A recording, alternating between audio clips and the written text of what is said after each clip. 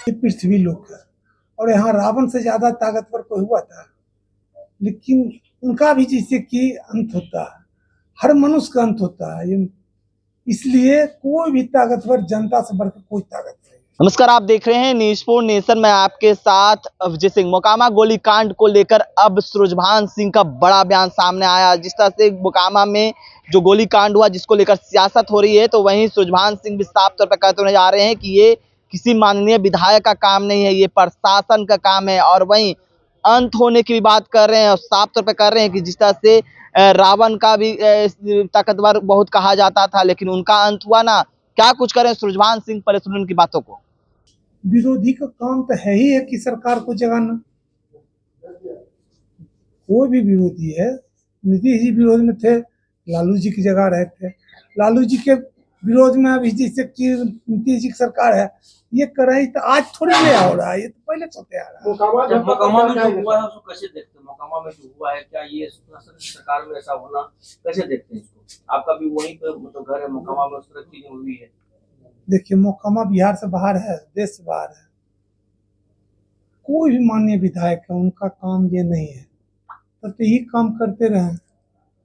और ये काम प्रशासन का है, तो प्रशासन को करना चाहिए। कोई भी माननीय विधायक को इस चीज का शोभा नहीं देता है कहीं जाके ऐसी घटना हो, हम ये काम करें, मधुबनी हो, मोहनिया हो, मोकामा हो, सब तो बिहार में ही है।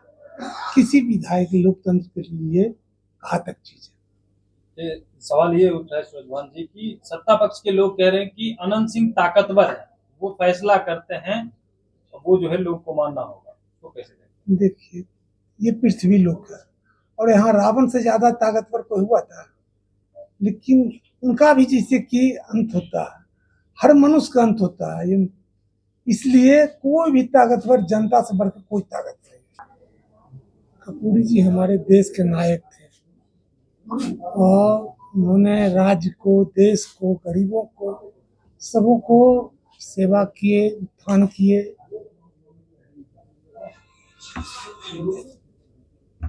कर्पूरी जी के असली वारिस कौन है सुरजभान जी, क्या लग रहा है? एक तरफ नीतीश कुमार को लेकर के कह रहे हैं कि वही है और वही विचारधारा को आगे बढ़ा है। देखिए, कर्पूरी ठाकुर जी वैसे जननायक थे जिन्होंने देश सेवा किए, राज्य की सेवा किए। नीतीश जी हैं, लालू जी हैं, रामविलास जी हैं, सब ने उनके कदमों पर चले हैं। बारिश तो उनके सब है, मामूल बिहार है, हर एक जाति धर्म के लोग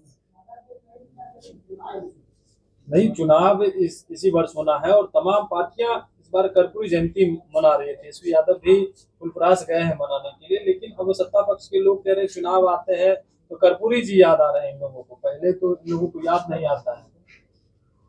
देखियो, ऐसा तो कहिएगा तो भारत के प्रधानमंत्री नरेंद्र मोदी जी ने उनको भारत रत्न देके ठीक ही लोकसभा के पहले सेवा की। इसका मतलब क्या है? जो जिस लायक है उनकी उस लायक भारत सरकार भारत रत्न दिए।